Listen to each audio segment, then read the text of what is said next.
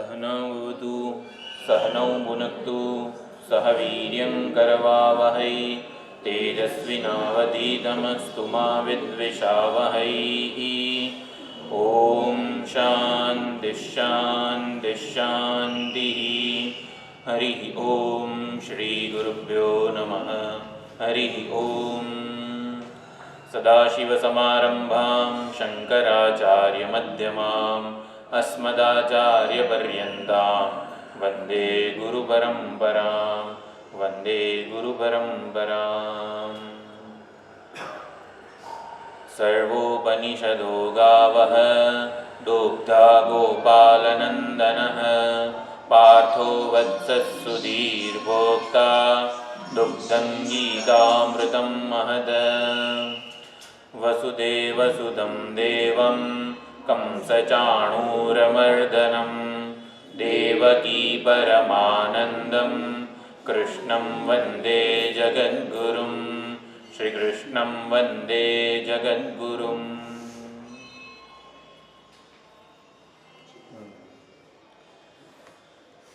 જ્ઞાન વિજ્ઞાન યોગ ભગવદ્ ગીતાનો 7મો અધ્યાયમાં ભગવાન સામે ચાલીને ભગવાનના સ્વરૂપનું જ્ઞાન અને વિજ્ઞાન એનો ઉપદેશ કરે છે.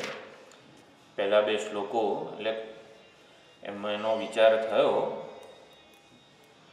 ત્રીજા શ્લોકમાં ભગવાન થોડું માર્કેટિંગ કરે છે. જ્ઞાન અને વિજ્ઞાનનું એડવર્ટાઇઝમેન્ટ કરવી હોય તો એના થોડાક ગુણ, એની મહાનતા એ કહેવી પડે. તો આ જ્ઞાન અને વિજ્ઞાનની દુર્લભતા શું છે એ ત્રીજા શ્લોકમાં કહે છે. અહીંયા પહેલા બે શ્લોકમાં સમગ્ર જે વિષય છે ભગવદ્ ગીતાના 7 થી 12 અધ્યાયનો, ભક્ત, ભક્તિ અને ભગવાન, આ ત્રણેયના સ્વરૂપનું અહીંયા પ્રતિપાદન છે. એટલે પહેલા શ્લોકમાં કીધું મયી આસક્ત મનાહ પાર્થ યોગમ યુંજન મદાશ્રય. 3 શરત પૂરી થાય તો ભગવાનને આપણે સમગ્રતયા જાણી શકીએ. અસંશયમ, ભગવાનના જ્ઞાનમાં કોઈ જ પ્રકારનો સંશય ના રહે. અત્યારે ભગવાન વિશે જેટલું પણ જાણીએ છીએ એમાં થોડો થોડો સંશય રહી જાય છે ખરો, કે ભગવાન એક છે કે અનેક છે.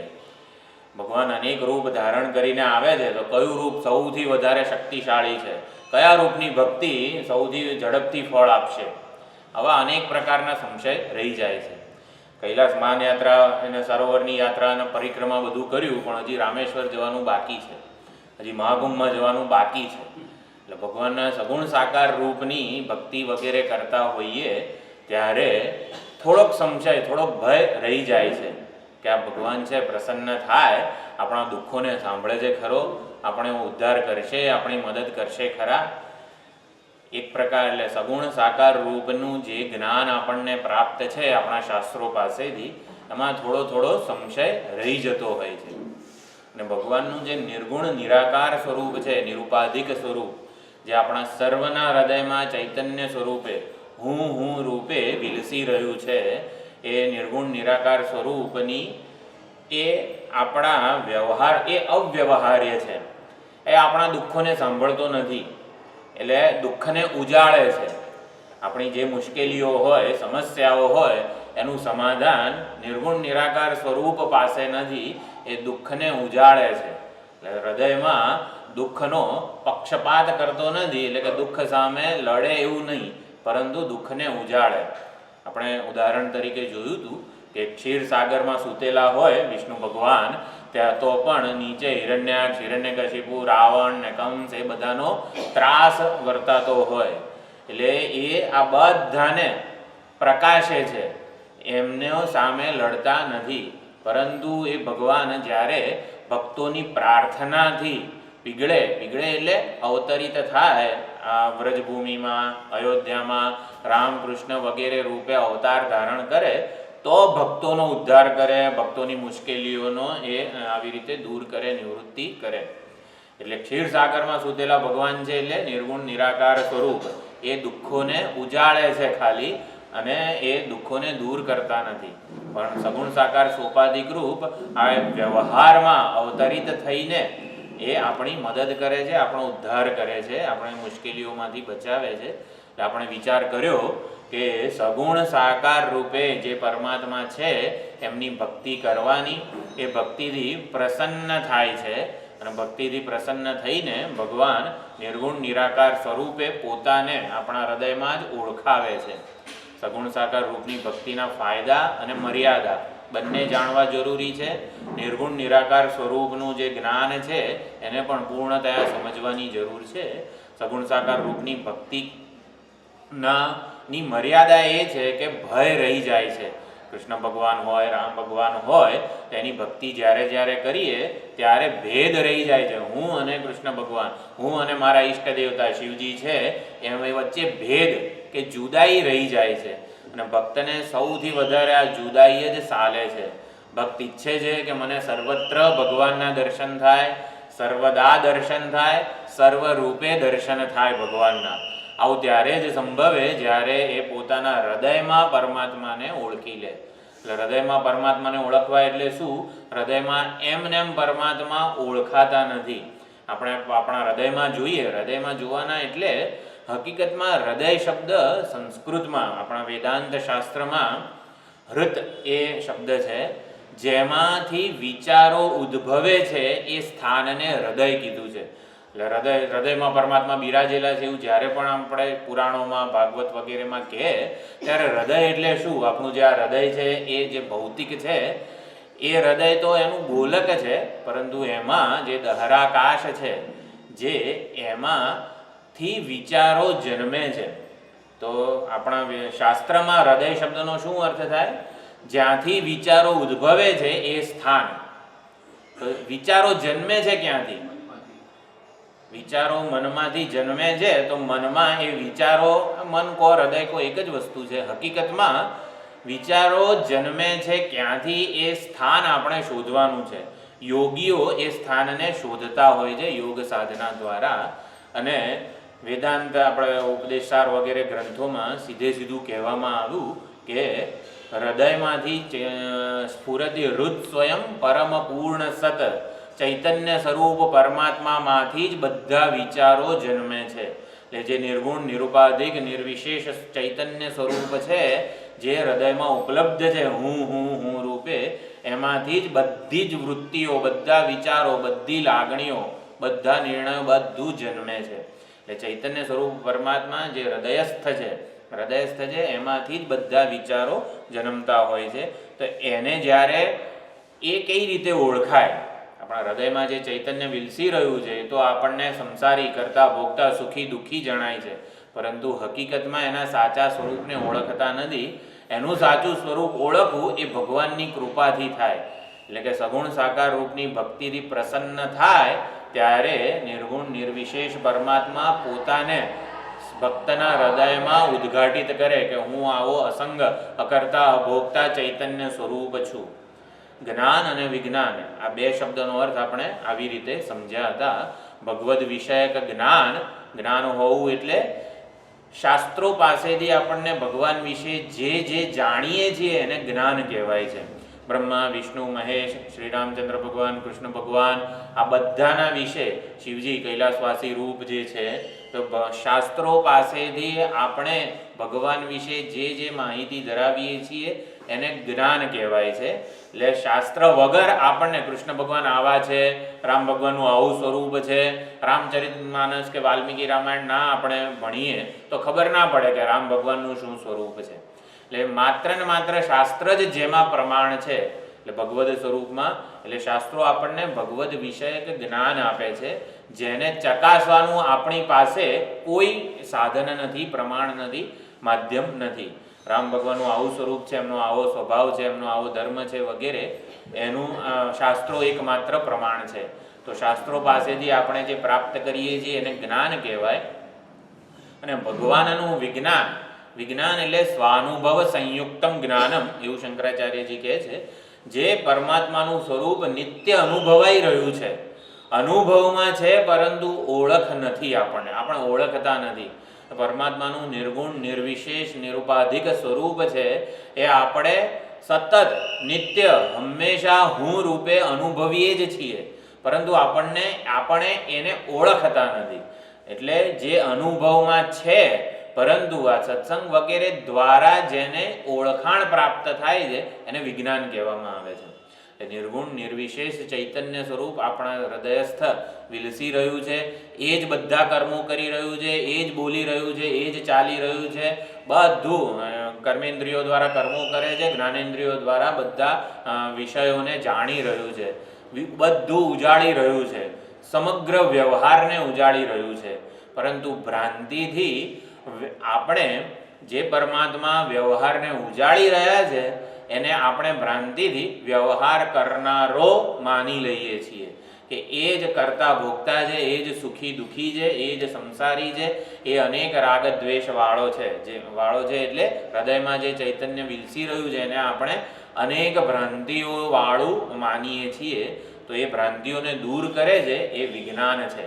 એ ભગવત સ્વરૂપનું વિજ્ઞાન પરમાત્માને આપણા હૃદયસ્થ ચૈતન્ય સ્વરૂપે ઓળખાવે છે. એટલે જ્ઞાન અને વિજ્ઞાન, 7મો અધ્યાય જ્ઞાન અને વિજ્ઞાન યોગ છે. પરમાત્માના સ્વરૂપનું જ્ઞાન અને વિજ્ઞાન કેવી રીતે પરમાત્માની પ્રાપ્તિનો ઉપાય બને એને યોગ કહેવાય.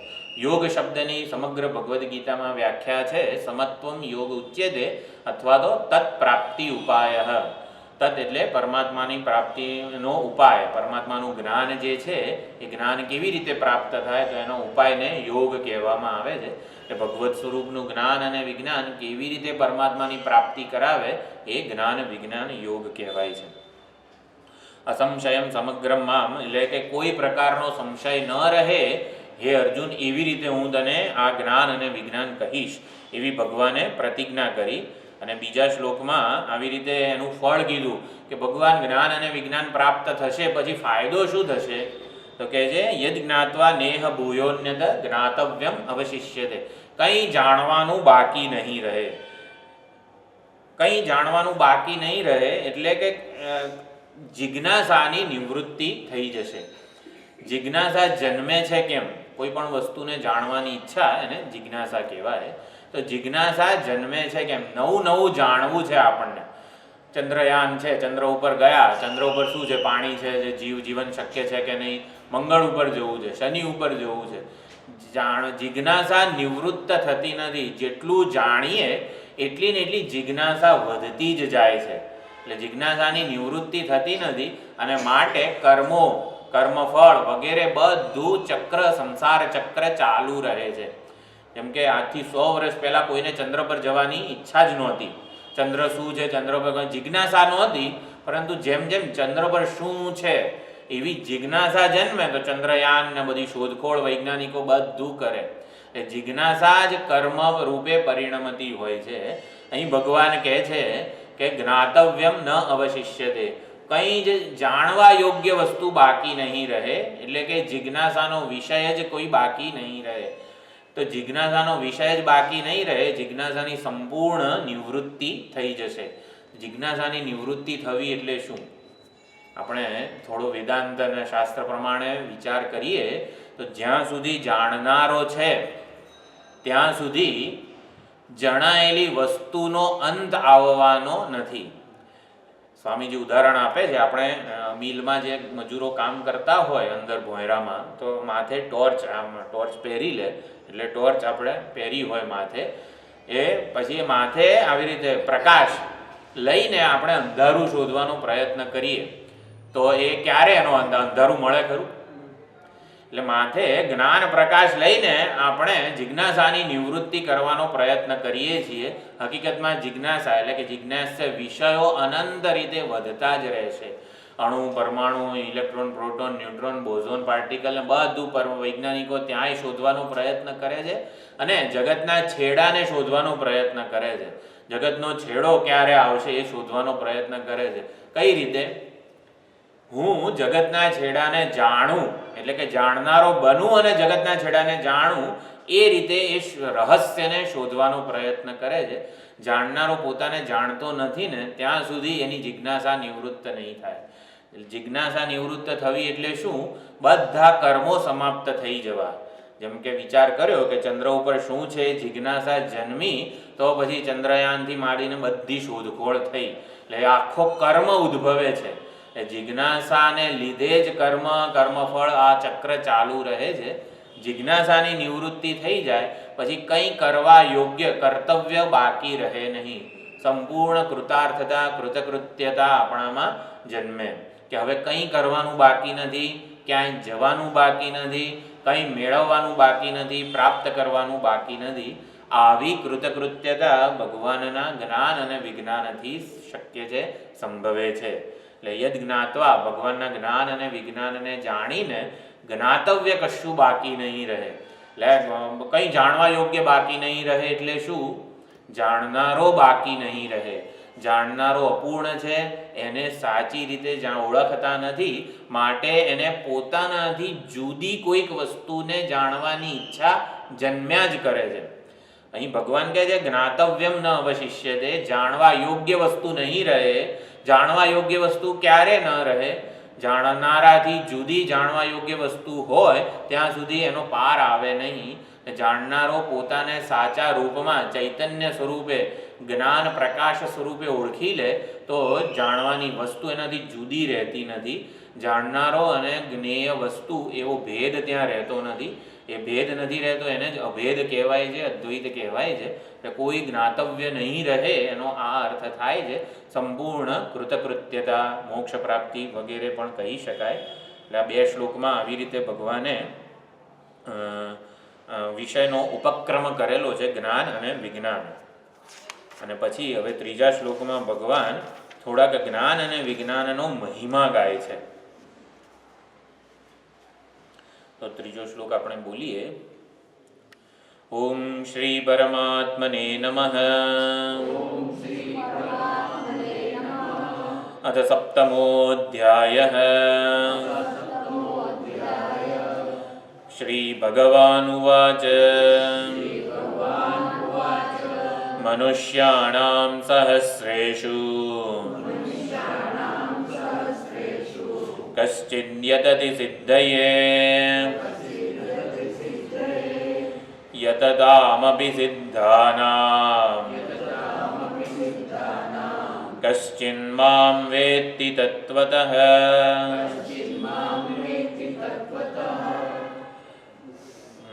તો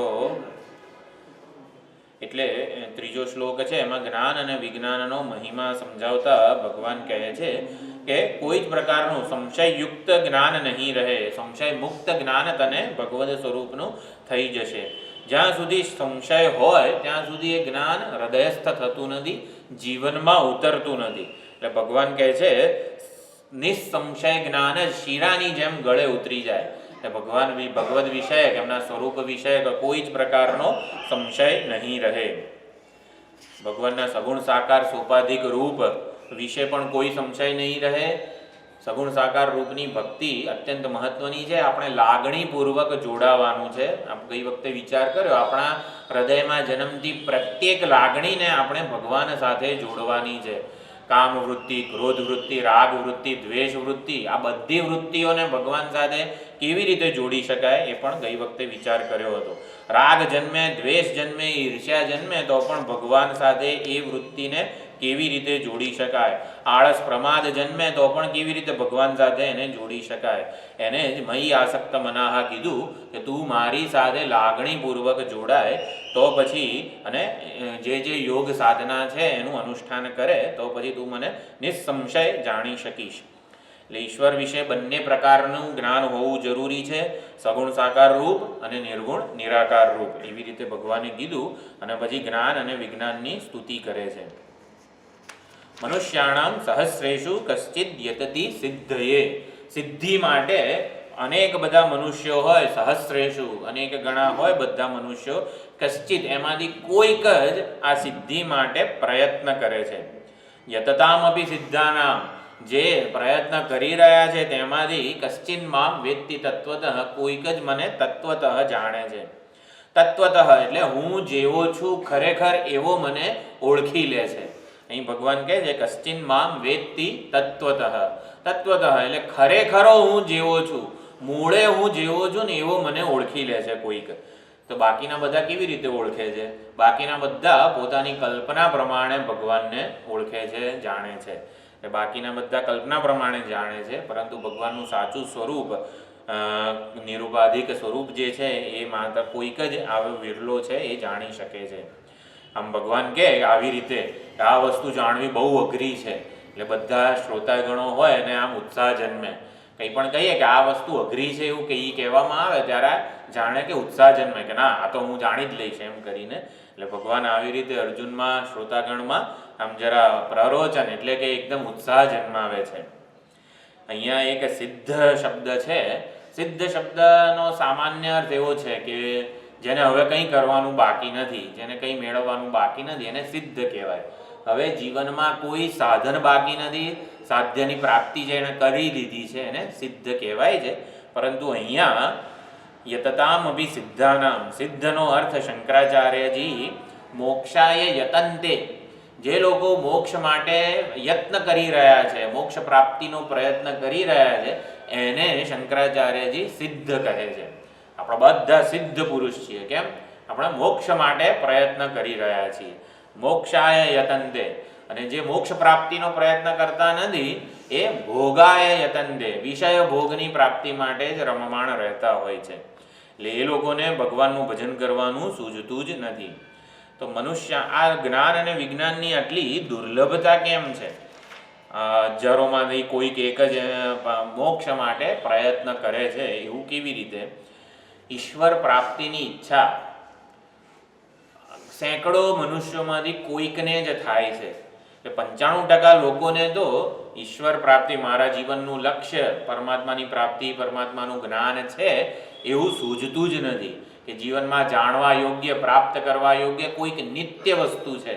એટલે ભગવાન વિશ્વસનીય છે, નિત્ય છે, ભગવદ ભરોસો હંમેશા સાથ આપનારો છે. એટલે એ કોઈ 95% લોકોને તો ખબર જ નથી કે મને નિત્ય વસ્તુ જોઈએ છે. નિત્ય વસ્તુ એટલે જે ક્ષણભંગુર ના હોય, ક્ષણિક ના હોય, આવીને જતી રહે એવી ન હોય. મને નિત્ય સુખ જોઈએ છે, હંમેશા ટકી રહે એવું સુખ જોઈએ છે. અને ભલે નિત્ય રહે પણ મારા કરતાં થોડુંક તમારી પાસે હોય તો મને ગમે સુખ. નિત્ય સુખ હોય પણ મારી પાસે થોડુંક સુખ હોય, એટલે થોડી માત્રામાં હોય, તમારી પાસે વધારે માત્રામાં હોય તો એ મને ના ગમે. મને નિરતિશય સુખ જોઈએ છે. મારે અતિશય એનાથી વધીને ક્યાંય ન હોવું જોઈએ. એટલે મને નિત્ય સુખ જોઈએ છે, નિરતિશય સુખ જોઈએ છે.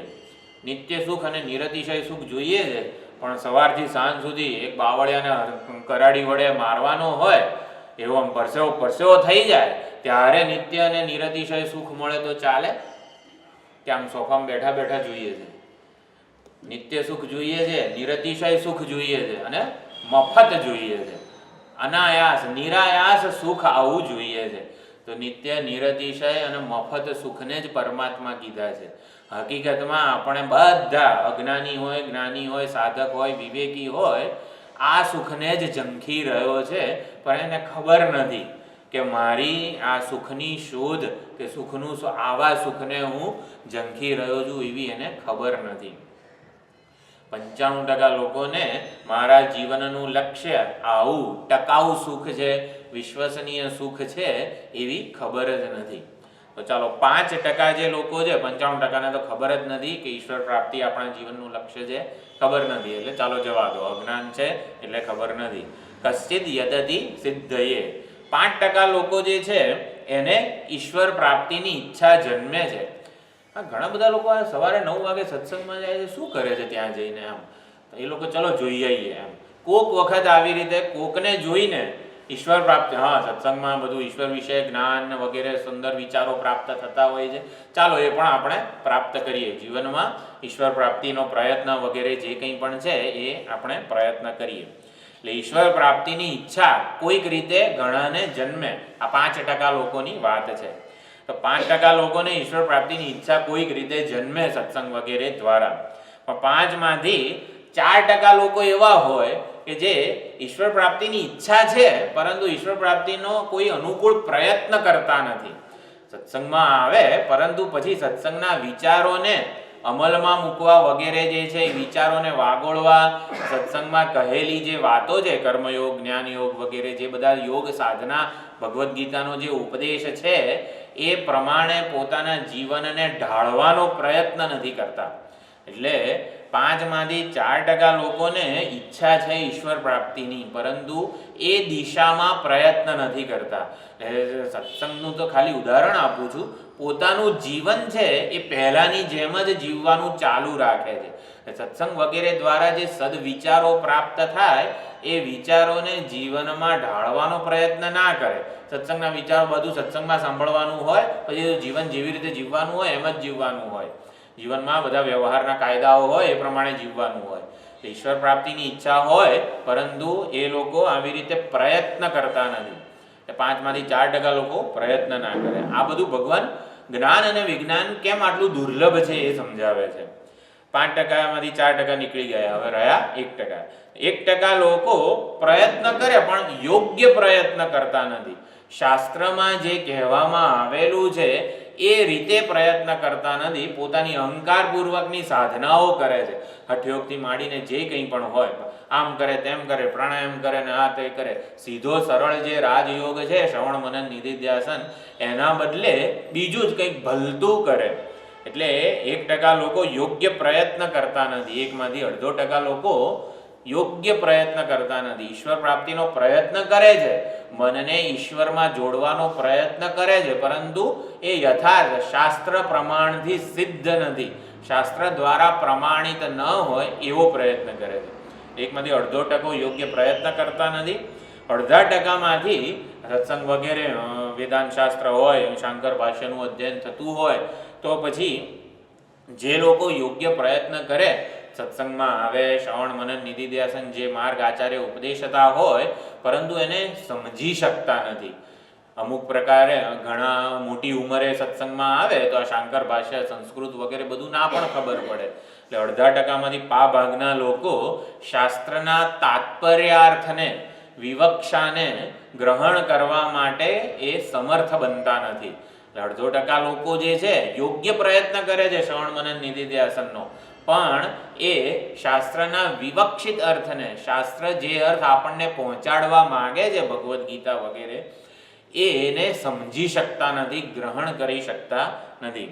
એટલે 5% લોકો જે છે એમાંથી, એટલે શ્રવણ કરે અને એમાંથી અડધાવાળા છે જે એ શ્રવણ કરે પણ પૂરેપૂરું, જેને કહેવાય ને 100% માઇન્ડફુલનેસ હોય શ્રવણ દરમિયાન, એવું નથી.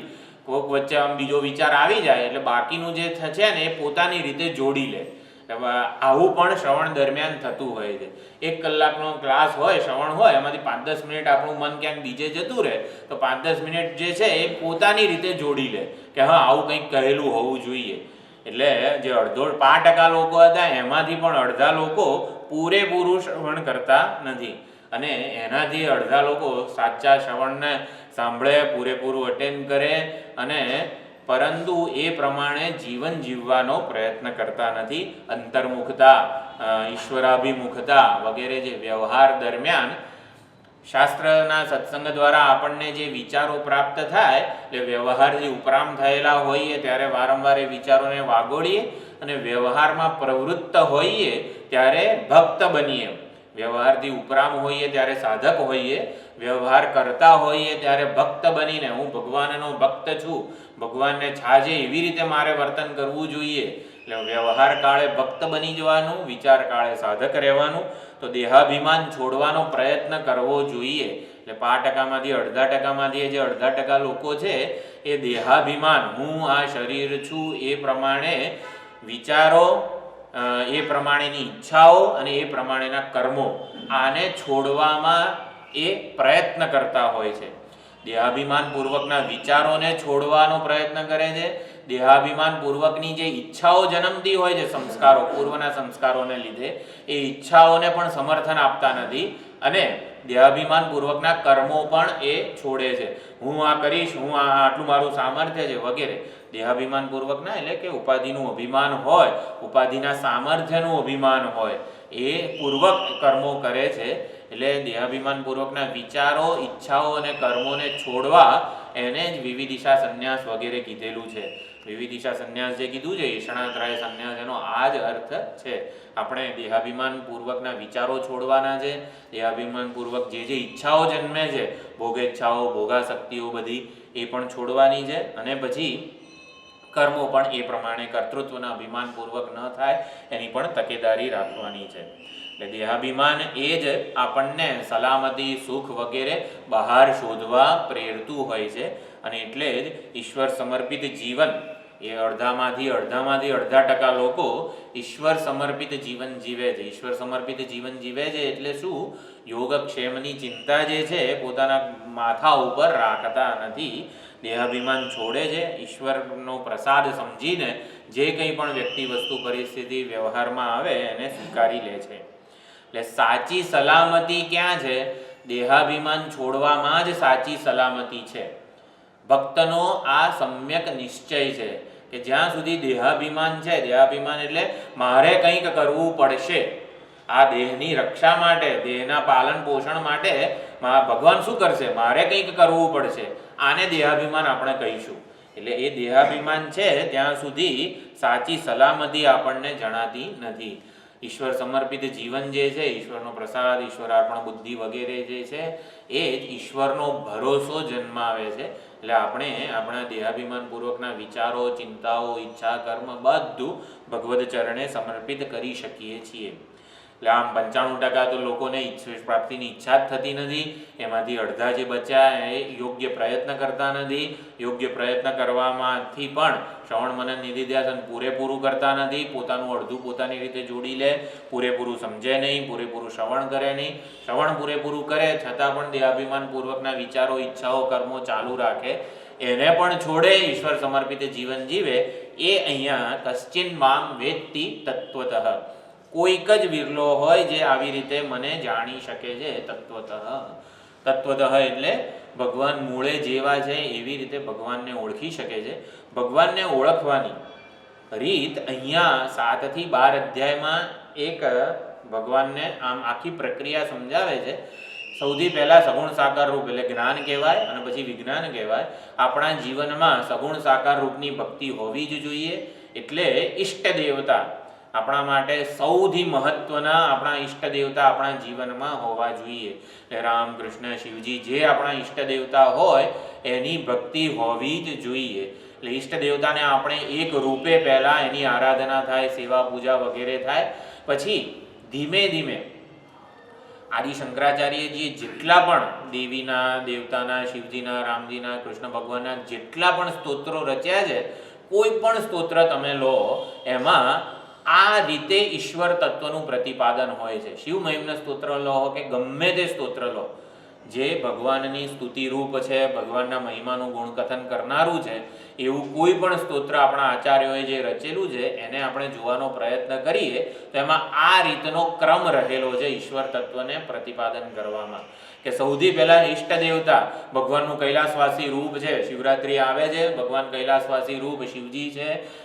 જટામાં આવી રીતે ગંગાજી છે, ચંદ્રમા છે, સમાધિસ્થ મુદ્રામાં બેઠેલા છે, વ્યાઘ્રાંબર ધારણ કરેલું છે, વ્યાઘ્રાંબર પાથરેલું છે, ગજાંબર ધારણ કરેલું છે, ત્રિશૂળ છે, ડમરું છે. આવું ઈષ્ટ દેવતાનું આવું રૂપ સમાધિસ્થ મુદ્રામાં હોય એવું એની ભક્તિ કરવાની હોય, એનું ધ્યાન કરવાનું હોય. ઈષ્ટ દેવતાના આવા સ્વરૂપનું પ્રતિપાદન હોય. એક રૂપ, એક નામ, એક રૂપ રૂપે આપણા ઈષ્ટ દેવતાનું કે ભગવત તત્વનું નિરૂપણ હોય.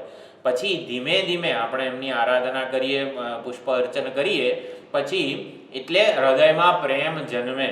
જેમ જેમ ઈશ્વર માટેનો પ્રેમ જન્મે એમ એમ વધારે ને વધારે સમર્પણ થતું જાય.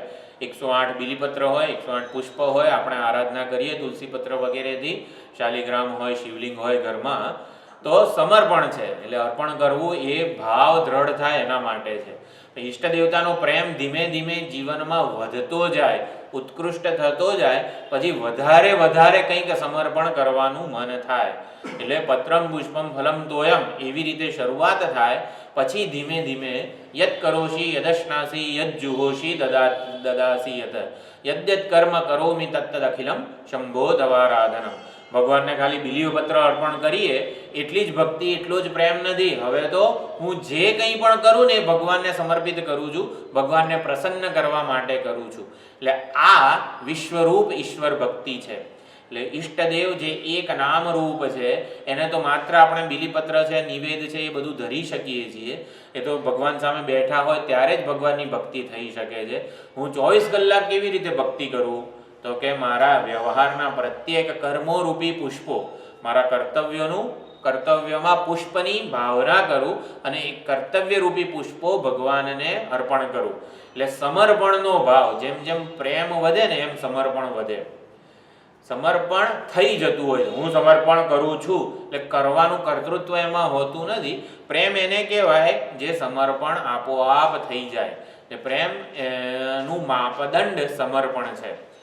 કેટલો પ્રેમ છે ઈશ્વર માટે આપણને, એવું આપણે ધારવું હોય કે ભાઈ કેટલા ટકા પ્રેમ છે મને ઈશ્વર માટે, તો ઈશ્વરને હું કેટલું સમર્પિત કરું છું એટલો મને પ્રેમ છે. ભગવાન આટલું મારો અહંકાર નહીં સમર્પિત કરવું, એ તો હું આ કર્મ તો હું જ કરું છું. ભગવાન તમને બિલીપત્રનો આ તે બધું તુલસી વગેરે અર્પણ કરું, તમને ભાવે બનાવી દઉં, પણ આ બધું બનાવનારો હું છું. એટલે આવી રીતે ભગવાનને થોડુંક સમર્પણ કરે અને પછી ધીમે ધીમે એટલો પ્રેમ વધતો જાય કે સમર્પણ પણ એની પરાકાષ્ઠાએ પહોંચે. જેમ બલિરાજાએ કીધું, આ લોક અને પરલોકની સંપત્તિ ભલે ભગવાન તમે માપી લીધી, પરંતુ હજી આ લોક અને પરલોકની સંપત્તિ કરતાં પણ ઉત્કૃષ્ટ વસ્તુ બાકી રહી ગઈ છે. એ સંપત્તિને હું કે મારી માનનારો જે છે ને એ હજી બાકી છે, એટલે એનું પણ સમર્પણ કરું છું, આત્મનિવેદન વગેરે.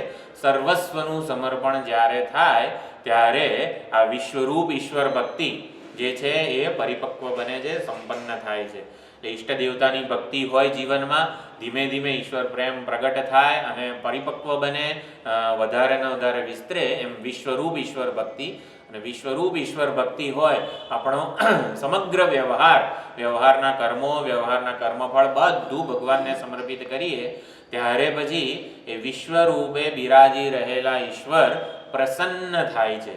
વિશ્વરૂપ ઈશ્વર પ્રસન્ન થાય ત્યારે એ પોતે પોતાના સાચા સ્વરૂપે પ્રગટ થાય છે. એટલે આપણો પુરુષાર્થ છે એ વિશ્વરૂપ ઈશ્વરને પ્રસન્ન કરવાનો હોય. અને વિશ્વરૂપ ઈશ્વર એકવાર પ્રસન્ન થાય પછી એ આપણે વચ્ચેની જુદાઈને, ભેદને એ નિર્મૂળ કરી દે છે. આપણા હૃદયમાં જ પોતાને ચૈતન્ય સ્વરૂપે ઓળખાવે છે. એટલે કે નિર્ગુણ નિર્વિશેષ સ્વરૂપે પોતાને પ્રગટ કરે છે, પ્રસન્ન થઈને પ્રગટ કરે છે. એટલે નરસિંહ મહેતા કહે છે, પ્રીત કરું પ્રેમથી પ્રગટ થશે.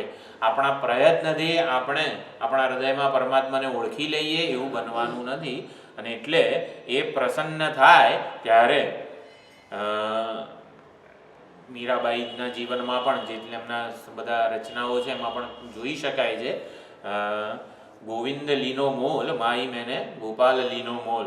તો ગોવિંદ ગોપાલ વગેરે જે છે લીનો તરાજુ મોલ, એ જે સુંદર ભજન છે મીરાબાઈનું, એમાં પણ તરાજુ મેં ત્રાજવામાં માપી લીધો છે ભગવાનને. કે ભગવાન, બીજા બધા ઘણા લોકો બધા શાસ્ત્રો ભણે ને આ તે ભણે કે ભગવાન અણુથી અણુ છે, મહાનથી મહાન છે, આવું બધું બોલ્યા કરે, પરંતુ મેં તો ભગવાનને માપી લીધા છે. ભગવાનને માપી લીધા છે એટલે શું? ત્રાજવામાં આવી રીતે માપી લીધા છે. ભગવાન કેટલા છે કઈ રીતે ખબર પડી ગઈ? કે પ્રેમથી ખબર પડી જાય છે.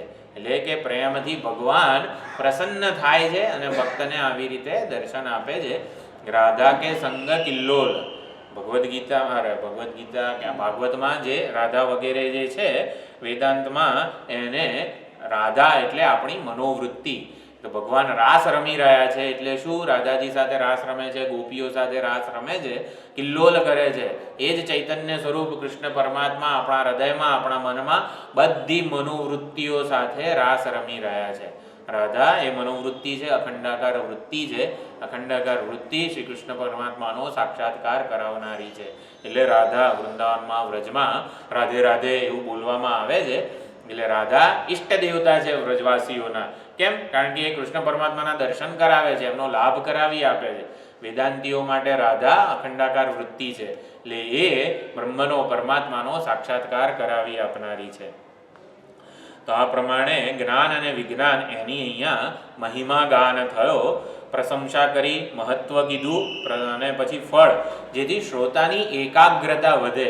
હવે મુખ્ય વિષય શરૂ થાય છે. પહેલા 3 જે શ્લોક હતા એમાં પ્રસ્તાવના બાંધે છે ભગવાન, બધાને સાથે લે છે, અર્જુનને શ્રોતાગણને. એટલે જિજ્ઞાસા ખરેખરી જન્મે, ભગવાનનું જ્ઞાન અને વિજ્ઞાન મારે હવે પ્રાપ્ત કરવું છે, એના માટે આપણે કટિબદ્ધ થઈએ, તત્પર થઈએ, અને પછી હવે જ્ઞાન અને વિજ્ઞાન કોને કહેવાય એ વિષયનો મૂળ ઉપક્રમ કરે છે. એટલે મનુષ્યાણામ સહસ્રેષુ કશ્ચિદ યતતિ સિદ્ધયે, એટલે ઈશ્વર ઈચ્છા, એટલે ઈશ્વર પ્રાપ્તિની ઈચ્છા જન્મે પછી ઈશ્વર પ્રાપ્તિનો પ્રયત્ન કરીએ આપણે, એ બહુ જ દુર્લભ વસ્તુ છે. એ દુર્લભતા આ શ્લોકમાં ભગવાને કીધેલી છે. ઘણા લોકોને એવું હોય કે આ બધું જે રિટાયર થયા પછી સાંભળવાનું હોય, સત્સંગ વગેરેમાં કોણ જાય, રિટાયર થઈએ ને પછી આ બધા વિચારો કરવાના હોય, ભગવાન ભગવાન કરવાનું હોય, પરંતુ એટલે ત્યાં સુધી ભોગો ભોગવવાના, એટલે ભોગો ભોગવવાના સંસ્કારો હોય એ યોગ માર્ગે થોડા પછી આગળ લઈ જશે. એટલે આપણા મનુષ્ય કોને કીધું છે કે જેમાં ભોગના અને યોગના બંને સંસ્કારો છે જ. જે ભોગ કરીશું તો ભોગના સંસ્કારો ઉદ્બુદ્ધ થશે અને ભોગ તરફ લઈ જશે. યોગ એટલે પરમાત્માની પ્રાપ્તિ, એટલે પરમાત્માની પ્રાપ્તિનો જો પ્રયત્ન કરીશું તો યોગના સંસ્કારો પ્રગટ થશે અને પરમાત્માની પ્રાપ્તિના માર્ગે આપણને દોરશે, મદદ કરશે, ધક્કો મારશે. યોગ અને ભોગ બંનેના સંસ્કારો આપણા બધામાં છે. જે કરીશું એ સંસ્કારોનું બળ કે ધક્કો આપણને મળવાનો છે. એટલે દુર્લભ છે. પરમાત્માનું જ્ઞાન વિજ્ઞાન પ્રાપ્ત કરવું ઘણું દુર્લભ એટલે છે. ઘણા લોકોને એવું હોય કે હજી તો ઘણી વાર છે, ઘણી નાની ઉંમર છે, પછી કરીએ, એ પછી કશું આવતું નથી. આજે જ સત્સંગ વગેરે દ્વારા આ પ્રયત્ન કરવો પડે. ઘણાને એવું હોય આ સમસ્યા દૂર થાય પછી, આ તકલીફ દૂર થાય પછી ભગવાનનું ભજન કરીશું, કલ્યાણનો પ્રયત્ન કરીશું, પરંતુ કલ્યાણ પ્રાપ્તિનો પ્રયત્ન આજે જ શરૂ કરી દેવો જોઈએ. તો હવે ચોથા શ્લોકમાં ઈશ્વરની પરા પ્રકૃતિ અને અપરા પ્રકૃતિ, જે મૂળ વિષય છે જ્ઞાન વિજ્ઞાન યોગનો, એ ભગવાન હવે કહે છે. તો ચોથો શ્લોક હું બોલું. આ પ્રમાણે શ્રોતાને અભિમુખ કર્યા, પોતે જે જ્ઞાન અને વિજ્ઞાન કહેવાના છે એ હવે એ વિષયનો હવે શરૂઆત કરે છે. તો શરૂઆત ક્યારે થાય? જ્યારે બધા શ્રોતાઓ હોય, અર્જુન વગેરે જે છે એ આવી રીતે સમજવા માટે ઉત્કંઠિત થઈ જાય.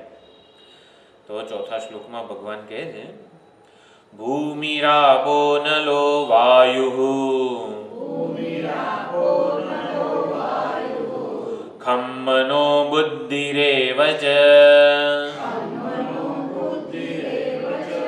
અહંકાર ઇતિયં મે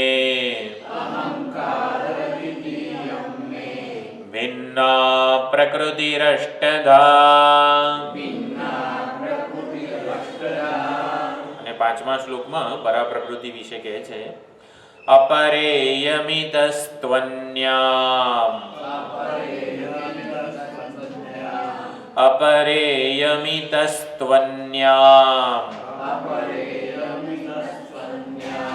પ્રકૃતિમ વિદ્ધિ મે પરામ જીવભૂતામ મહાબાહો યયેદંધાર્યતે જગત.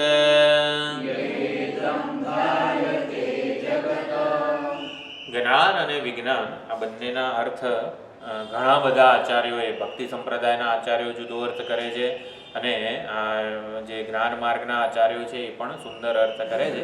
બધા અર્થ જોવાનો પ્રયત્ન કર્યો આપણે. તો ચોથો અને પાંચમો શ્લોક એને ઘણા આચાર્યો વિજ્ઞાન કહે છે, ભગવદ સ્વરૂપનું વિજ્ઞાન. પરા પ્રકૃતિ અને અપરા પ્રકૃતિ વિશે આપણે જાણીએ તો ભગવદ સ્વરૂપનું વિજ્ઞાન પ્રાપ્ત કર્યું કહેવાય. અને એના પછીનો જે શ્લોક છે એ ભગવાનનું જ્ઞાન છે એવું કહેવામાં પણ આવે છે. જ્ઞાન અને વિજ્ઞાન બંને શબ્દના સ્વતંત્ર રીતે ઘણા બધા આચાર્યો અર્થ કરતા હોય છે. બધા અર્થ સાચા જ છે. તે યુગમાં તે અર્થની જરૂરિયાત હતી લોકો સુધી પહોંચાડવા માટે, એટલે એમણે આ અર્થ કરેલા છે. બધા કલ્યાણના માર્ગે જ લઈ જનારા છે. તો અહીંયા ઈશ્વર તત્વનું પ્રતિપાદન ઈશ્વરની પરા પ્રકૃતિ અને અપરા પ્રકૃતિ રૂપે, પ્રકૃતિ એટલે સ્વભાવ, તો એ પ્રમાણે કરી રહ્યા છે. તો ઈશ્વરની બે પ્રકૃતિ છે, બે રૂપ છે. બે રૂપે ઈશ્વર તત્વ આપણા માટે ઉપલબ્ધ થઈ રહ્યું છે.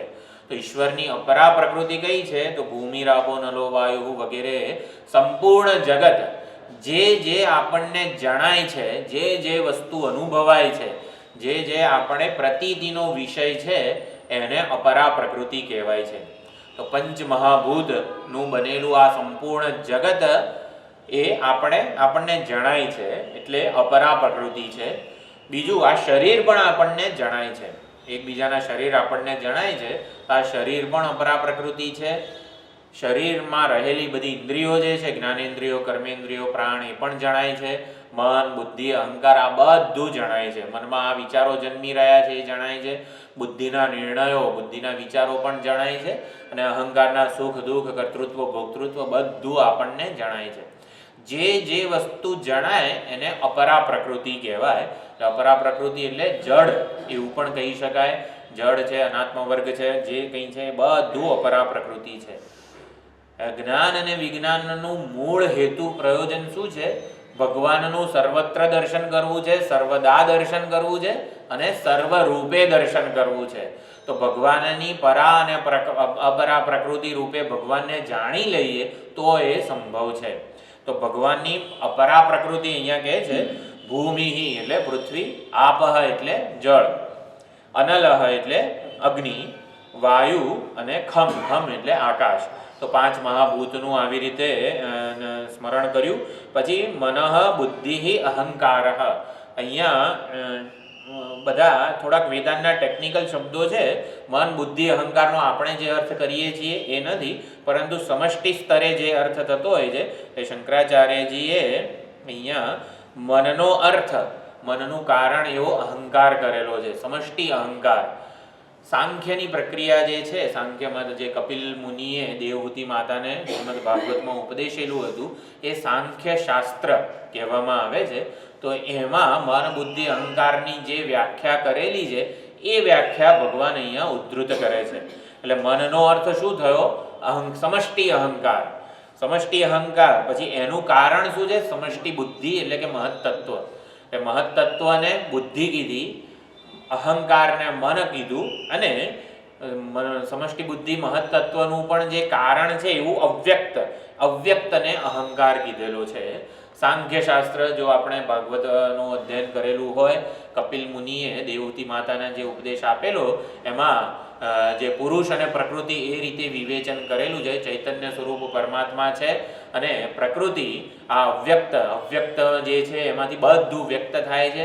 અવ્યક્ત કે અવ્યાકૃત જે છે કારણ છે, જગતનું કારણ, પ્રધાન જેને કહેવાય, એ પ્રધાનમાંથી પ્રકૃતિ બને, પ્રકૃતિમાંથી આવી રીતે સમષ્ટિ બુદ્ધિ એટલે આપણા બધાની બુદ્ધિ ભેગી થાય ત્યારે મહત્તત્વ કે હિરણ્યગર્ભ આવા શબ્દો પણ કહેવામાં આવે છે. આપણા બધાની બુદ્ધિનો સરવાળો એ હિરણ્યગર્ભ છે, સમષ્ટિ બુદ્ધિ છે. એમાંથી સમષ્ટિ અહંકાર એટલે આ જગતનું સર્જન કરવું એવું જે જન્મે છે એ સમષ્ટિ અહંકાર છે.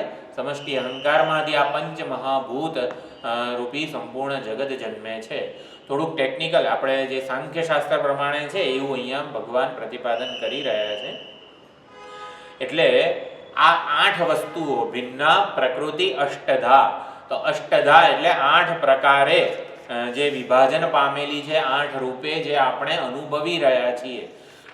મન, બુદ્ધિ, અહંકાર અને પંચ મહાભૂતાત્મક આ જગત છે એ બધું આપણે અનુભવી રહ્યા છીએ. માટે એ અપરા પ્રકૃતિ છે. અપરા એટલે ઉતરતી, નિકૃષ્ટ એટલે કે જડ છે, એ સ્વયં કંઈ કરી શકે નહીં. સમજવું હોય પરા અને અપરા પ્રકૃતિ દ્વારા ભગવાન કહેવા શું માગે છે, તો આપણે અગ્નિ, વાયુ, જળ વગેરે જે કંઈ પણ છે એને અપરા પ્રકૃતિ કીધી. જળ વસ્તુ સ્વયં કંઈ કરી શકે નહીં. આ ખુરશી છે, ચાલો શનિવાર સાંજે તૈયારી કરવાની હોય, રવિવાર સવારે તૈયારી કરવાની હોય, ખુરશીને જાતે એવી ઈચ્છા અને પ્રયત્ન ના જન્મે કે ચલો સત્સંગ છે ને આપણે ગોઠવાઈ જઈએ. આમ એ તો આપણે ખુરશીને જાતે એવું ના થાય, એટલે એને અપરા પ્રકૃતિ કીધી છે. જડ વસ્તુઓને જાતે કશું કરી ના શકે. તો જરાક વિચારવાનો પ્રયત્ન કરીએ. ખુરશી જાતે એની આવી રીતે ગોઠવાઈ જાય એવું થતું નથી, એક જગ્યાએથી બીજી જગ્યાએ જાય એવું થતું નથી. તો ખુરશી ને જાતે એવું મન થાય છે કે આ મારી ઉપર જે બેઠેલા છે એને હું ધારણ કરું, જો ખુરશી જડ હોય તો આપણે વિચાર્યું કે એક જગ્યાએથી બીજી પોતે કંઈ કરી શકે નહીં, તો પછી ખુરશી જાતે કંઈ ના કરી શકતી હોય તો ખુરશી ઉપર જે બેઠેલા છે, આ ટેબલ ઉપર આવડું મોટું શરીર બેઠેલું છે, ટેબલ આવી રીતે નક્કી એની જાતે નક્કી કરે કે આજે આમને બેસાડવા છે અને આજે આમને નથી બેસાડવા.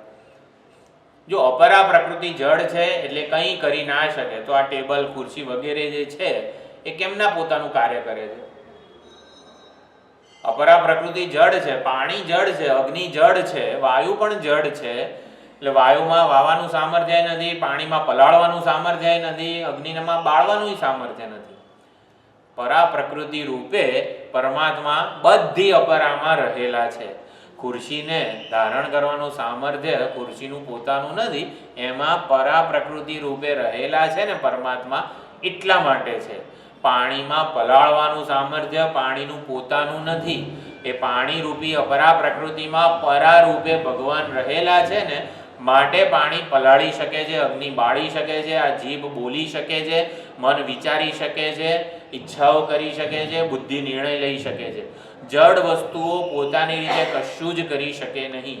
આ પૃથ્વી ધારણ કરી શકે છે કારણ કે પૃથ્વીની ધારણ શક્તિ એની પોતાની નથી. ખુરશીની ધારણ શક્તિ એની પોતાની હોય ને તો પતલો માણસ આવે ને તો એ બેસી રહે, અને જાડો માણસ આવે તો ભાગી જાય છે, ના આને નથી બેસાડવો મારે. ધારણ શક્તિ એની પોતાની હોય તો ખુરશીમાં પણ આવી સ્વતંત્ર સંકલ્પ શક્તિ આવી જાય, પરંતુ એવું થતું નથી. આવી રીતે પરા અને અપરા પ્રકૃતિ જે છે એને સમજવાની છે.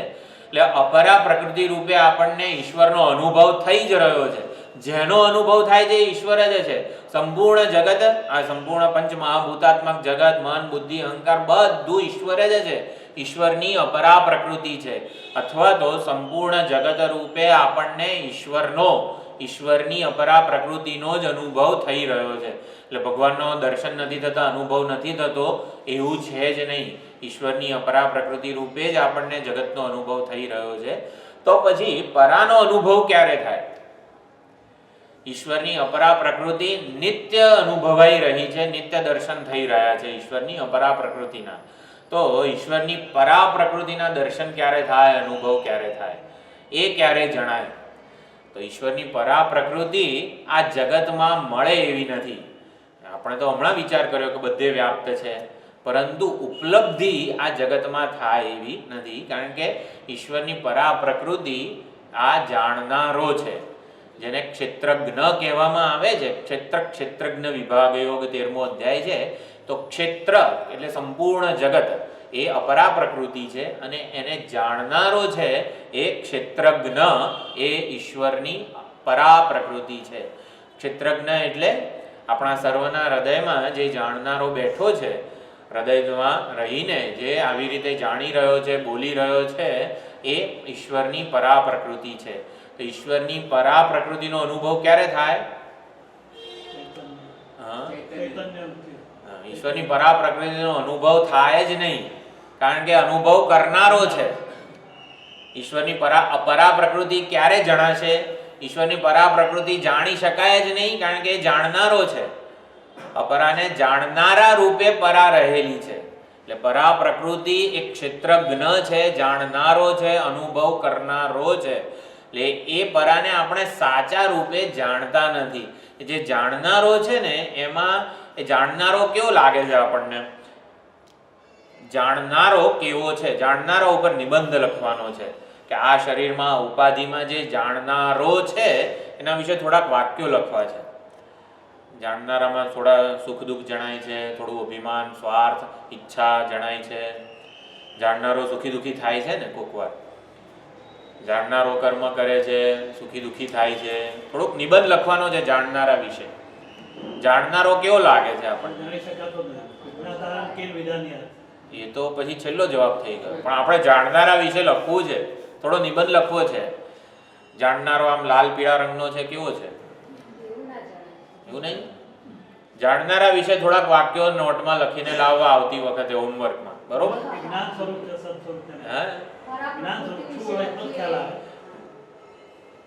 જાણનારાને જાણનારો પરા પ્રકૃતિ છે ભગવાનની. ઈશ્વરની પરા પ્રકૃતિ, પરા એટલે ઉત્કૃષ્ટ, સર્વોત્કૃષ્ટ રૂપ પરમાત્માનું જાણનારો છે. ઈશ્વરનું શ્રેષ્ઠ સ્મરણ મેં 2-3 વાર કીધેલું છે. કોને કહેવાય? જે પરમાત્માએ સંકલ્પપૂર્વક સમગ્ર જગતનું સર્જન કર્યું છે, એટલે એ અપરા પ્રકૃતિ થઈ ગઈ. જેણે સંકલ્પપૂર્વક સમગ્ર જગતનું સર્જન કર્યું અને જેણે સંકલ્પપૂર્વક સર્વ જીવોના હૃદયમાં પ્રવેશ કરેલો છે, એ પ્રવેશ કરેલો એ પરા પ્રકૃતિ થઈ ગઈ. એટલે અપરા અને પરા બંનેનું સ્મરણ થઈ ગયું કહેવાય. એ પરમાત્માને, આપણા સર્વના હૃદયમાં બિરાજી રહેલા પરમાત્માને હું નમન કરું છું. તો કઈ રીતે સ્મરણ થાય? એટલે પરા અને અપરા બંને રૂપે ભગવાનનું સ્મરણ કરી લેવું એ ઈશ્વરનું શ્રેષ્ઠ સ્મરણ છે. જે પરમાત્માએ સંકલ્પપૂર્વક સમગ્ર જગતનું સર્જન કર્યું છે, સમગ્ર જગતનું સર્જન કરીને સંકલ્પપૂર્વક જે સર્વ જીવોના હૃદયમાં પ્રવેશી ગયા છે અંતર્યામી રૂપે, એ પરમાત્માને, સર્વ જીવોના હૃદયમાં બિરાજી રહેલા પરમાત્માને આપણે નમસ્કાર કરીએ છીએ. આ ઈશ્વરને શ્રેષ્ઠ નમન થયું કહેવાય, શ્રેષ્ઠ સ્મરણ થયું કહેવાય. તો ઈશ્વરની અપરા પ્રકૃતિ અને પરા પ્રકૃતિ. આપણે જાણનારો કોણ છે એ વિશે વાત કરી રહ્યા છીએ. જાણનારા વિશે થોડુંક લખવું છે. શાસ્ત્રના વાક્યો આપણે વેદાંત ભણી રહ્યા છીએ એટલે બરોબર, પણ જાણનારા વિશે શાસ્ત્રના ચિંતનને બાજુએ મૂકીએ અને સામાન્ય રીતે આપણે વિચારવાનો પ્રયત્ન કરીએ. તો જાણનારા વિશે લખવું હોય તો જાણનારો કોણ છે, કેવો છે, એ બધું આપણે લખવું પડે. જાણનારામાં આવી રીતે ગમા અને અણગમા પણ, કારેલાનું શાક નથી ભાવતું, આ શાક ભાવે છે, બરોબર ને? ગમા અને અણગમા પણ છે. જાણનારાએ આટલા કર્મો કર્યા, આટલા ફળ ભોગવ્યા, એવું પણ છે જ. એવું લાગે છે આપણને, પરંતુ એ જાણનારાનું સાચું સ્વરૂપ નથી.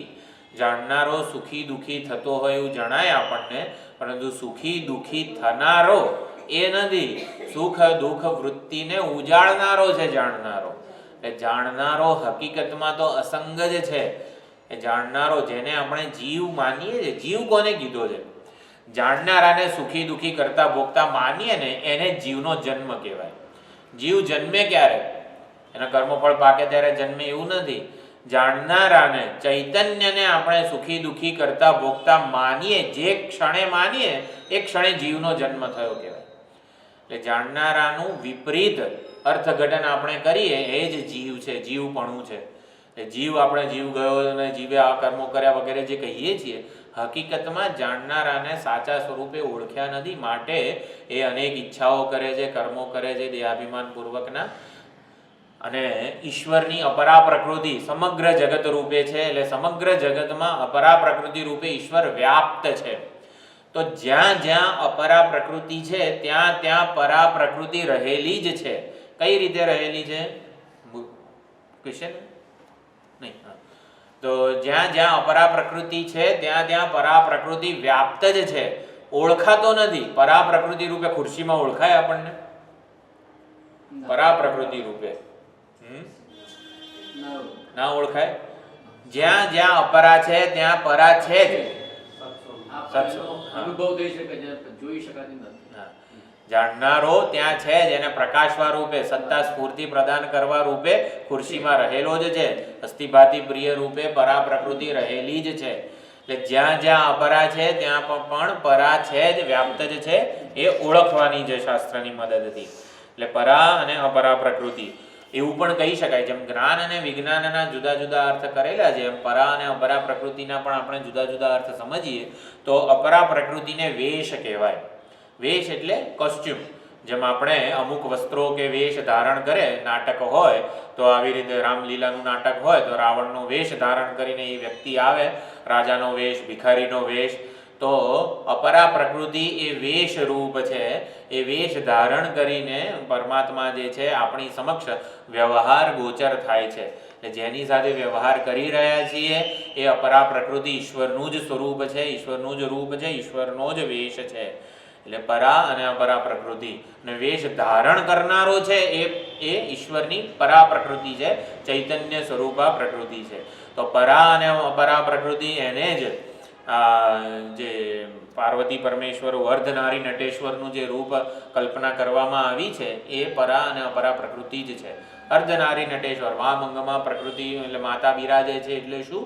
અર્ધનારી નટેશ્વર, પરા અને અપરા પ્રકૃતિ, સંપૂર્ણ જગત પરા અને અપરા પ્રકૃતિ રૂપ જ છે. એટલે એ પ્રમાણે પણ આચાર્યો સમજાવે છે. તો ઈશ્વરની પરા પ્રકૃતિ જે છે એ દેશ કાળ અને વસ્તુમાં સીમિત છે, બધા કાયદાઓ રૂપે રહેલી છે. જે કાયદાઓ છે જગતમાં પ્રવર્તમાન, જેટલા પણ બળ છે, ગુરુત્વાકર્ષણ બળ છે, વિદ્યુત ચુંબકીય બળ છે, આ બધા બળ રૂપે, બધા કાયદાઓ રૂપે. કાયદા એટલે આપણે અહીંથી ભૂસકો મારીએ તો નીચે જ પડીએ, પછી ઉપર ના જઈએ. તો જે કાયદાઓ છે બધા એ બધા અપરા પ્રકૃતિ છે. તો કાયદાઓમાં ગુરુત્વાકર્ષણ બળ હોય, આ જે બધા બળ મેં કીધા, કેન્દ્ર ત્યાગી, કેન્દ્રગામી બધા બળ, એમાં પરા કેવી રીતે રહેલી છે? જ્યાં જ્યાં અપરા છે ત્યાં ત્યાં પરા છે જ. જગતમાં પ્રવર્તમાન કાયદાઓ એ ઈશ્વરની અપરા પ્રકૃતિ છે. તો પરા પ્રકૃતિ કઈ રીતે હોય? એમાં એનું જે તત્વ છે તે પરા પ્રકૃતિ તત્વ છે.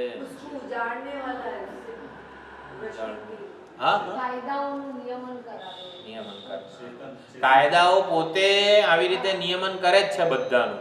કેમ કે આપણે અહીંથી ભૂસકો મારીએ તો નીચે જ પડીએ.